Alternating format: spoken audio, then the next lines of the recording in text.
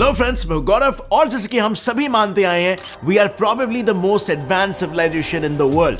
आज तक जितने भी एक्सोप्लैनेट्स की हम छानबीन कर चुके हैं, we are probably also the only intelligent life form in this entire universe. पर व्हाट इफ जिन एडवांस सिविलाइजेशंस को हम फ्यूचर के लोग पकड़ के चल रहे हैं, कुछ वैसे ही लोग हमारे पास्ट में भी मौजूद थे?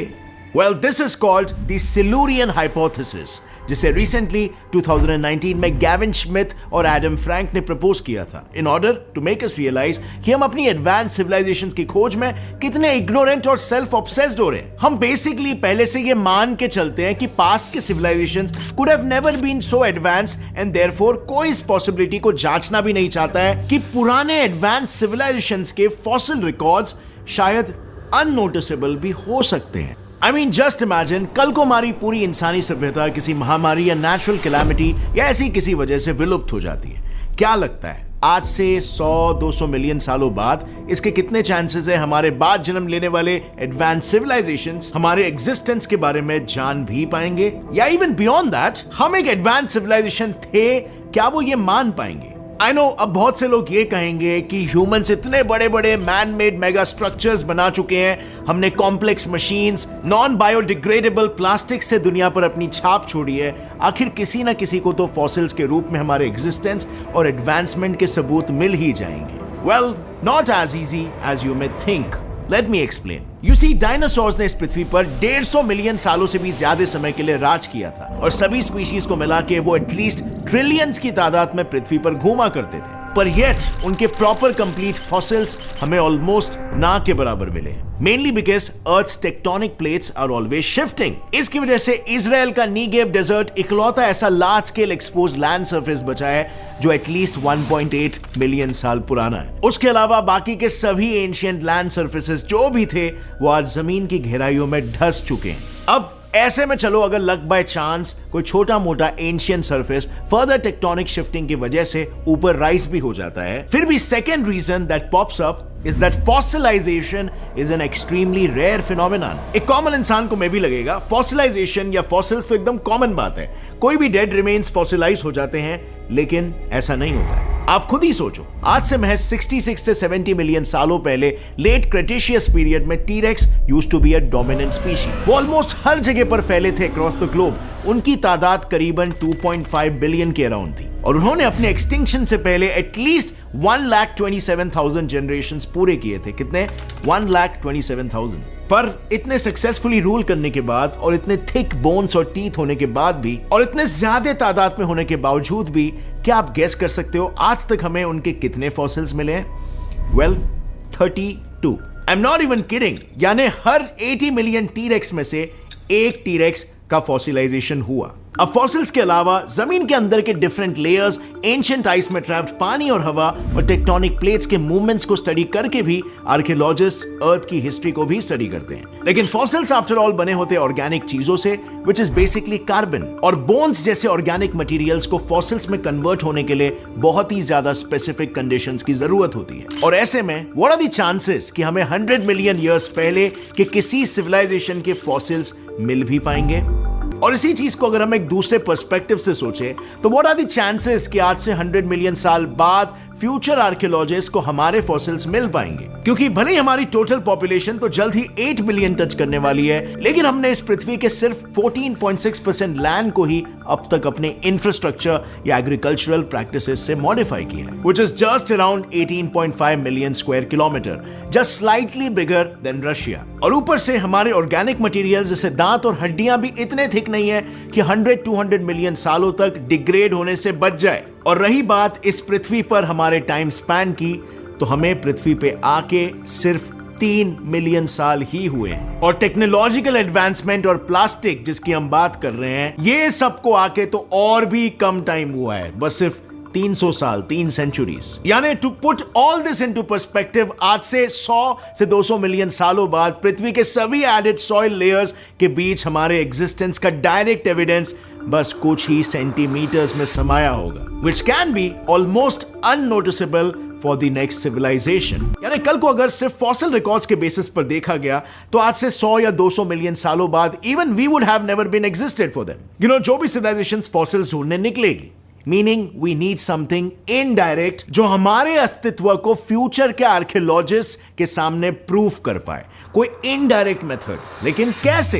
वेल, एक्चुअली में मिड 18th सेंचुरी से ही ह्यूमंस ने मशीनों के जरिए फॉसिल फ्यूल्स के रूप में दबे हुए करीब आधे टन कार्बन को हवा में उड़ाया और पानी में मिला दिया है। And this can be an important clue for the future generations, क्योंकि यस, भले ही हमारी पृथ्वी अपने पूरे लाइफ स्पैन में अब तक कई बार वोल्केनिक इरप्शंस जैसे नेचुरल रीजन से ग्लोबल वार्मिंग को पीरियोडिकली एक्सपीरियंस करती आई है, लेकिन वोल्केनिक इरप्शंस इन इटसेल्फ जो कार्बन डाइऑक्साइड जैसे ग्रीन हाउस गैसेस निकालते हैं, उनमें कार्बन का हेवियर आइसोटोप C13 प्रेजेंट होता है। Now it is not the same as fossil fuels को जला के पैदा हुआ carbon dioxide, because living organisms को कार्बन का लाइटर आइसोटोप C12 एब्जॉर्ब करने में आसानी होती है, और इसीलिए उनसे बनने वाले फॉसिल फ्यूल्स में भी मेजरली C12 ही होता है। Meaning all that future generations will need to do is उन्हें पहले कब कब सडन ग्लोबल वार्मिंग के इवेंट्स हुए हैं उस टाइमलाइन को एस्टिमेट करना होगा, और फिर उस दौरान बने एंशिएंट आइस कोर्स को खोद निकालना होगा,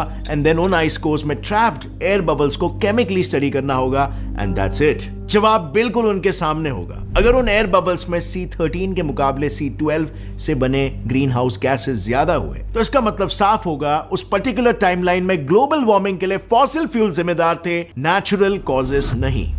and now in case if you are wondering कि वो सब तो ठीक है, बट ग्लोबल वार्मिंग की टाइमलाइन का वो पता आखिर कैसे लगाएंगे?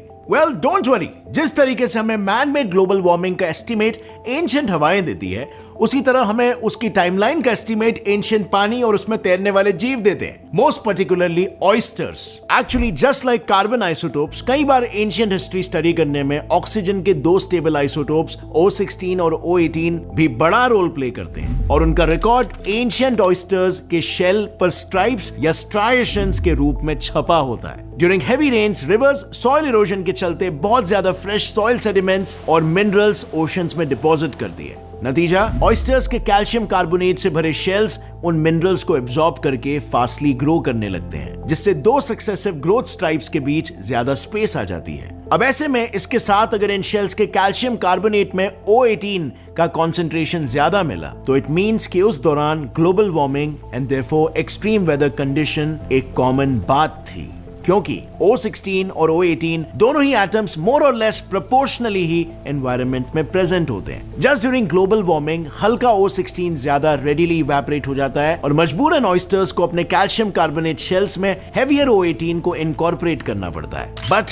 वेट अ मिनट, क्या फ्यूचर में सिर्फ इतना सा डेटा काफी होगा हमें एडवांस सिविलाइजेशन के एग्जिस्टेंस को साबित करने के लिए? वेल, सी, साइंटिफिक स्टडीज में there is no such thing as enough data, क्योंकि हर एक एक्स्ट्रा पीस ऑफ इंफॉर्मेशन किसी हाइपोथेसिस को थियरी, और थियरी से उस मॉडल के प्रेडिक्टिव और मैथमेटिकल इंप्लीकेशन साबित करने में हेल्प करती है। And in our case the next possible clue can be our unusual sedimentological records, क्योंकि हर एडवांस सिविलाइजेशन सॉइल की अनगिनत सेडिमेंटल लेयर्स में अपनी एक अनयूजुअल येट यूनिक छाप छोड़ती है, और हमारे फ्यूचर जनरेशंस को बस उन्हीं पर फोकस करना होगा। मिसाल के तौर पर, बिकॉज ऑफ आर्टिफिशियल फर्टिलाइजर्स जिनमें भर भर के नाइट्रोजन को डाला जाता है, रेनफॉल्स के वक्त ये एक्सेस नाइट्रोजन कोस्टल वाटर्स में डिसॉल्व होने लगते हैं, और वहां की माइक्रोबियल एक्टिविटी ड्रास्टिकली बढ़ जाती है। नतीजा, उन वाटर बॉडीज में बैक्टीरिया और फंगस इतने ज्यादा बढ़ जाते हैं कि उनमें मौजूद डिसॉल्व्ड ऑक्सीजन बाकी जीवों के लिए बचता ही नहीं है, और उतने एरियाज डेड जोन्स बनने लग जाते हैं। This condition is also called hypoxia यानी लो ऑक्सीजन, या एनॉक्सिया यानी no oxygen. Presently, Gulf of Mexico का coastal area is a perfect example of this phenomenon, जो majorly human activity की वजह से आज एक dead zone बन चुका है। अब ऐसे में, even though ये dead zone currently हमारे लिए useless है, लेकिन ये future में हमारी history को जिंदा कर सकता है, क्योंकि जीव, स्पेशली बरोइंग जीव, अपने गड्ढे खोदते वक्त सॉइल की लेयर्स को एक दूसरे में मिक्स अप कर देते हैं, और ऐसे में डेड जोन्स इस बायोटर्बेशन नाम के प्रोसेस को काफी एफिशिएंटली काबू में लाता है, keeping the evidences in the soil layers intact for millions of years. Evidences like non-naturally occurring synthetics like chlorofluorocarbons, यानी CFCs, more particularly C2F6 and SF6. Then rare elements जैसे कि gold, nickel, platinum, etc. या फिर radioactive transuranic elements like plutonium-244 and curium-247. ये सभी चीजें या तो आर्टिफिशियली लैब में बनाई जाती है या तो फिर जमीन के नीचे से माइन किया जाता है. मीनिंग किसी एक ही लेयर में अगर ये चीजें ज्यादा क्वांटिटी में डिस्पर्स्ड मिली तो it clearly can be a sign of an ancient advanced civilization. So friends, हमने अब तक क्या क्या सीखा? फ्यूचर सिविलाइजेशंस को हमारे एडवांसमेंट को प्रूव करने के लिए 4 मेजर चीजों पर फोकस करना होगा. नंबर 1, C12 के मुकाबले C13 आइसोटोप का ड्रॉप होना. नंबर 2, ओशियानिक कैल्शियम कार्बोनेट में O16 के जगह पर O18 का होना, which directly means global warming. Number 3, water bodies में ऑक्सीजन की कमी leading to anoxia. And lastly, number 4, rare और synthetic elements and compounds का प्रेजेंस हमारी मिट्टी में. बट वेट अ मिनट, ये सारी चीजें तो हमारे पास्ट में भी हुई है during the Palaeocene Eocene thermal maximum age. आज से करीबन 56 मिलियन साल पहले जब पृथ्वी पैलियोसीन से इयोसीन एरा में ट्रांजिशन कर रही थी, तब ग्लोबल टेम्परेचर करीब 5 से 7 डिग्री सेल्सियस जितना बढ़ गया था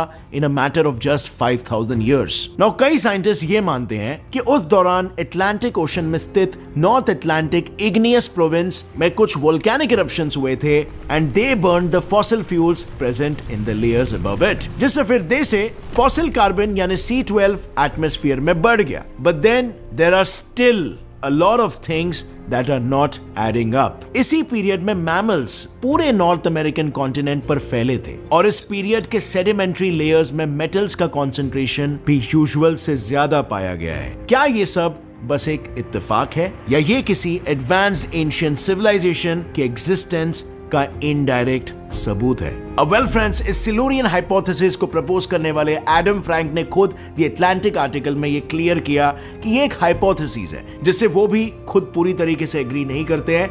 ये एक अच्छा इंटरेस्टिंग सोचने का तरीका है और इस पर भी जांच पड़ताल होनी चाहिए. वो बस इतना चाहते हैं कि सिर्फ ड्रेक इक्वेशन के बेसिस पर एक्सोप्लैनेट्स पर लाइफ प्रेडिक्ट करना can be entirely misleading. Instead हमें नए नए मेथड्स खोजना चाहिए just like what we saw today to predict advanced civilizations on these exoplanets. Because see, इस तरह की छानबीन में एक पैराडॉक्स ये भी होता है कि सस्टेनेबल सिविलाइजेशंस जो नेचर के साथ मिलजुल कर एडवांसमेंट करती है, सिर्फ वही ज्यादा समय तक जिंदा बचती है एंड हेंस उन्हीं के फॉसिल रिकॉर्ड्स सबसे आसानी से मिलते हैं. जो सिविलाइजेशन सबसे अनसस्टेनेबल तरीके से एडवांसमेंट करती है, creating a whole lot of pollution in the process, वो इवेंचुअली द ग्रेट फिल्टर का शिकार हो जाती है. व्हिच सिंपली मींस ऐसी सिविलाइजेशन जो समय, वक्त और हालातों के साथ एक्लिमेटाइज नहीं कर पाती, वो बहुत ही जल्दी विलुप्त हो जाती है, leaving little to no clue of their existence behind.